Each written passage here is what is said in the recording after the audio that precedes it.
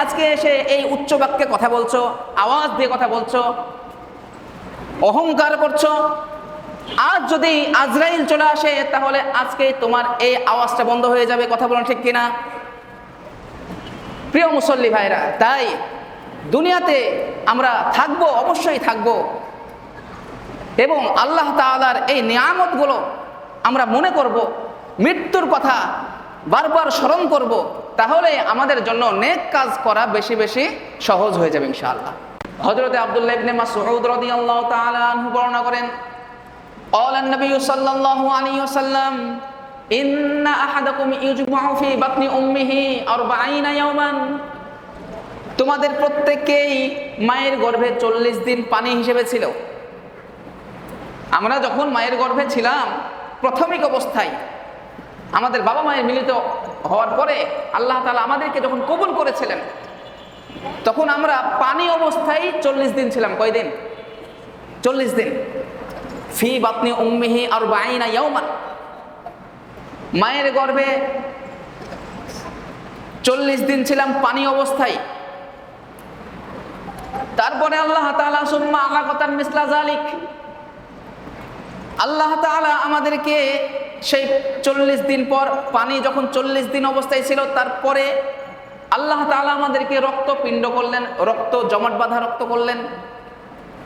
এই জমাট বাঁধা রক্ত মিসলা যালিক, এটাও 40 দিন অবস্থায় ছিল। কয়দিন বলি সবাই? 40 দিন। তাহলে মোট কয়দিন গেল? বলে 80 দিন। পানি অবস্থায় ছিলাম 40 দিন, তারপর ওই পানি 40 দিন পার হয়ে যাওয়ার পরে আল্লাহ তাআলা আমাদের মায়েদের ভিতরে রক্ত জমাট করলেন, জমাট বাঁধা রক্ত করলেন। ওটাও ছিল 40 দিন। ওটাও কয়দিন? মানে আমরা রক্ত অবস্থায়, জমাট বাঁধা রক্ত অবস্থায় কয়দিন ছিলাম মায়ের পেটে? 40 দিন। সুম্মা ইয়াকুনু মুদগাতান মিসলা যালিক, আল্লাহ তাআলা ওই রক্ত বাঁধা জমাট বাঁধা রক্ত 40 দিন পার করার পরে আল্লাহ তাআলা আমাদেরকে মাংস পিণ্ডে রূপান্তরিত করলেন। কোন পিণ্ডে? মাংস পিণ্ড। তাহলে আমরা আগে পানি অবস্থায় ছিলাম 40 দিন, তারপর জমাট বাঁধা রক্ত অবস্থায় 40 দিন, তারপরে আল্লাহ তাআলা আমাদেরকে মাংস পিণ্ডে রূপান্তরিত করলেন। হাদিসের মধ্যে আসছে এটা। তারপর আল্লাহ তাআলা সুম্মা ইয়াবআসুল্লাহু মালাকান, আল্লাহ তাআলা ওই মাংসপিণ্ড যখন রূপান্তরিত করলেন মায়ের গর্ভে, তখন আল্লাহ তাআলা একটা ফেরেশতা পাঠান।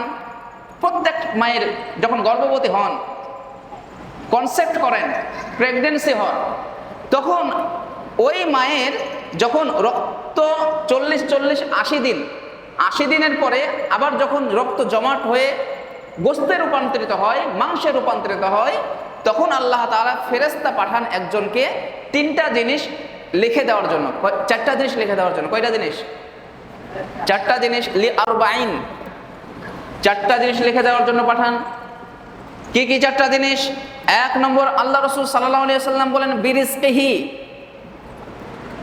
রিজিক লিখে দেন মায়ের পেটে থাকা অবস্থাতেই, যে বান্দা মায়ের পেট থেকে বের হয়ে মৃত্যু পর্যন্ত কতটুকু খাবে, কতটুকু পরিধান করবে, কতটুকু মানুষের সহযোগিতা করবে, অর্থাৎ কতটুকু ইনকাম করবে, এটা কে নির্ধারণ করে দেন? আল্লাহ তাআলা নির্ধারণ করে দেন একজন ফেরেশতার মাধ্যমে। কোন অবস্থায়? যখন আমরা মায়ের গর্ভে চোখ হয়নি, নাক হয়নি, কান হয়নি, হাত পা কিছুই সৃষ্টি হয় নাই, শুধু মাংস পিণ্ড হয়েছে, এই অবস্থায় আল্লাহ তাআলা ফেরেশতার মাধ্যমে তার রিজিককে বন্টন করে দেন। সুবহানাল্লাহ। 2 নম্বর, আল্লাহ রাসূল সাল্লাল্লাহু আলাইহি ওয়াসাল্লাম বলেন ওয়া আজালিহি, তার মৃত্যু লিখে দেন সেই মায়ের গর্ভে থাকা অবস্থায়, যে তুমি এই দিনে মৃত্যুবরণ করবা, এই জায়গাতে মৃত্যুবরণ করবা।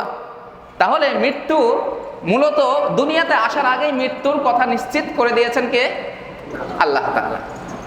তাহলে রিজিক আমাদের জন্য বন্টনকৃত, বন্টিত হয়ে গেছে আমাদের জন্য রিজিক। আপনি আমি যতই কিছু করি না কেন, আল্লাহ তাআলা যা দিয়েছেন তার উপরেই আমাদের ইনকাম হবে, তার উপরে আমাদের উপার্জন হবে, এটা মনে রাখবেন। তাই চুরি করি, ডাকাতি করি, দুর্নীতি করি, যেটাই করি না কেন, যতটুকু রিজিক ততটুকুই আমি কিন্তু পাবো। বাকি অবৈধ পন্থায় উপার্জন করলে আল্লাহ তাআলা রিজিক তো দিবেন ওটাই, বাকি বোনাস হিসাবে জাহান্নামের শাস্তি। বোনাস হিসাবে কি? জাহান্নামের শাস্তি। আপনি হালাল পথে ইনকাম করলেও যা আসবে, হারাম পথে ইনকাম করলেও একই রিজিক আসবে আপনার জন্য, এটা মনে রাখতে হবে। তো প্রিয় মুসল্লি ভাইরা, হ্যাঁ, হারাম পথে উপার্জন করলে কি হবে? রিজিকটা একটু তাড়াতাড়ি আসে, কিন্তু এক দানাও বেশি আসবে না, এটা মনে রাখবেন। আর হালাল পথে উপার্জন করলে রিজিকটা একটু দেরিতে আসলেও ওটাই পাবেন যেটা আল্লাহ তাআলা নির্ধারণ করে দিয়েছেন। তাই সুদের কারবার, ঘুষের কারবার, দুর্নীতি কারবার যতই কিছু না করেন না কেন, আল্লাহ তাআলা আপনার উপর যেই রিজিক দান করেছেন সেটাই আপনি পাবেন। প্রিয় মুসল্লি ভাইরা, তাই আল্লাহ তাআলা বলছেন, আল্লাহ রাসূল সাল্লাল্লাহু আলাইহি সাল্লাম বলছেন, বিরিজকিহি, তোমাদের জন্য রিজিক লিখে দেওয়া হয় মায়ের গর্ভে থাকা অবস্থায়। ওয়া আজালিহি, মৃত্যু নিশ্চিত করা হয়, মৃত্যুর সময় দিয়ে দেওয়া হয়। কোন সময় কোন জায়গায় মৃত্যুবরণ করবে সেই জিনিসটা লিখে দেওয়া হয়।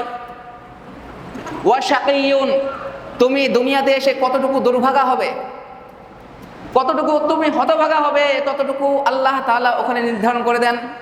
ওয়া সাঈদুন, আল্লাহ তাআলা এটাও নির্ধারণ করে দেন তুমি কতটুকু সৌভাগ্যবান হবা, তোমার সফলতা কতটুকু হবে দুনিয়াতে এসে, এটাও আল্লাহ তাআলা নির্ধারণ করে দেন। কয়টা জিনিস হলো? চারটা। এক নম্বর, রিজিক লিখে দেন, তুমি কতটুকু খাবা, কতটুকু পড়বা, কতটুকু উপার্জন করবা, এটা আল্লাহ তাআলা নির্ধারণ করে দেন। কোথায়? মায়ের গর্ভে থাকা অবস্থায়। কোথায়? মায়ের গর্ভে থাকা অবস্থায়। আল্লাহ তাআলা আমাদেরকে মায়ের গর্ভে থাকা অবস্থায় চারটা জিনিস নির্ধারণ করে দেন। এক নম্বর, তুমি কতটুকু রিজিক পাবা। দুই নম্বর, মৃত্যু তোমার কোন দিন হবে। তিন নম্বর, তুমি কতটুকু দুর্ভাগা হবা, হতভাগা হবা। চার নম্বর, আল্লাহ তাআলা তোমাকে কতটুকু সফলতা দান করবেন। এই চারটা জিনিস আল্লাহ তাআলা দুনিয়াতে আসার আগেই আমাদের জন্য নির্ধারণ করে দেন। সুবহানাল্লাহ। সম্মানিত মুসল্লি ভাইরা, এভাবে আল্লাহ তাআলা আমাদেরকে বন্টন করে দেন। সৃষ্টির রহস্য হচ্ছে এটাই, যখন আমরা কিছুই ছিলাম না, আল্লাহ তাআলা আমাদেরকে কিছু একটা তৈরি করলেন। কি দ্বারা তৈরি করলেন? শুধুমাত্র একটি তুচ্ছ একটি পানি দ্বারা, যে পানিটা বের হলে আমাদের জন্য গোসল ফরজ হয়ে যায়, এমন একটা তুচ্ছ পানি দ্বারা আল্লাহ তাআলা আমাদেরকে কি করলেন? তৈরি করলেন, সৃষ্টি করলেন। সম্মানিত মুসল্লি ভাইরা, সৃষ্টি করার পরে আল্লাহ তাআলা আমাদেরকে পানি অবস্থায় মায়ের গর্ভে 40 দিন রাখলেন। কয়দিন? 40 দিন রাখলেন। তারপর সুম্মা আলাকাতান মিসলা যালিক, তারপরে 40 দিন পরে আমাদেরকে ওই পানিটাকে রক্তপিণ্ডে জমা বাঁধাইলেন, জমাট বাঁধা রক্তপিণ্ড করলেন। সুম্মা ইয়াকুনু মুদগাতান মিসলা যালিক, তারপরে 40 দিন পরে আমাদেরকে আল্লাহ তাআলা গোস্তে রূপান্তরিত করলেন, মাংসপিণ্ডে রূপান্তরিত করলেন। সেই সময় একজন ফেরেশতাকে আল্লাহ তাআলা আসমান থেকে সেই মায়ের গর্ভে পাঠিয়ে দিয়ে চারটি জিনিস লিখিত দিয়ে দেওয়া হয়, নির্ধারণ করে দেওয়া হয়। এক নম্বর, রিজিক নির্ধারণ করে দেওয়া হয়। দুই নম্বর, তার মৃত্যু কোন দিন হবে, কোথায় হবে সেটা নিশ্চিত করে দেওয়া হয়, লিখে দেওয়া হয়। চার নম্বর, তুমি দুনিয়াতে এসে কতটুকু হতভাগা হবা, কতটুকু দুর্ভাগ্য হবে, কতটুকু বিপদ আসবে, বালা মুসিবত আসবে, সব নির্ধারণ করে দেওয়া হয়। চার নম্বর, আল্লাহ তাআলা লিখে দেন ফেরেশতার মাধ্যমে যে তুমি কতটুকু সফলতা অর্জন করবা, কতটুকু সফল হবা দুনিয়াতে। এই চারটা জিনিস কোথায় আমাদেরকে নির্ধারণ করে দেওয়া হয়? মায়ের গর্ভে। এতটুকুই আমরা ক্লিয়ার হইতে পেরেছি? ক্লিয়ার হয়েছি তো? তো প্রিয় মুসল্লি ভাইরা, তাহলে এত সুখ্যাতি, এত কিছু করি দুনিয়াতে এসে, তাই আল্লাহ তাআলা বলছেন ফাল ইয়ানজুরুল ইনসানু মিম্মা খুলিক, পিছন দিকে কি একটু তাকিয়ে দেখে না যে তুমি কিছুই ছিলে না, দুনিয়াতে এসে তুমি এত অহংকার করছো, এত বিদ্বেষ সৃষ্টি করছো, এত এই করব সেই করব, দেখে নেব, অমুক করব তমুক করব বলছো। তুমি কি একটু চিন্তা করতে পারো না যে আজ যদি আজরাইল চলে আসে, সুম্মা ইউমীতুকুম সুম্মা ইউহয়ীকুম সুম্মা ইলাইহি তুরজাউন, তুমি যে আজকে এসে এই উচ্চ বাক্যে কথা বলছো, আওয়াজ দিয়ে কথা বলছো, অহংকার করছো, আজ যদি আজরাইল চলে আসে তাহলে আজকে তোমার এই আওয়াজটা বন্ধ হয়ে যাবে। কথা বলুন ঠিক কিনা? প্রিয় মুসল্লি ভাইরা, তাই দুনিয়াতে আমরা থাকবো, অবশ্যই থাকবো, এবং আল্লাহ তাআলার এই নিয়ামতগুলো আমরা মনে করব, মৃত্যুর কথা বারবার স্মরণ করব, তাহলে আমাদের জন্য নেক কাজ করা বেশি বেশি সহজ হয়ে যাবে ইনশাআল্লাহ।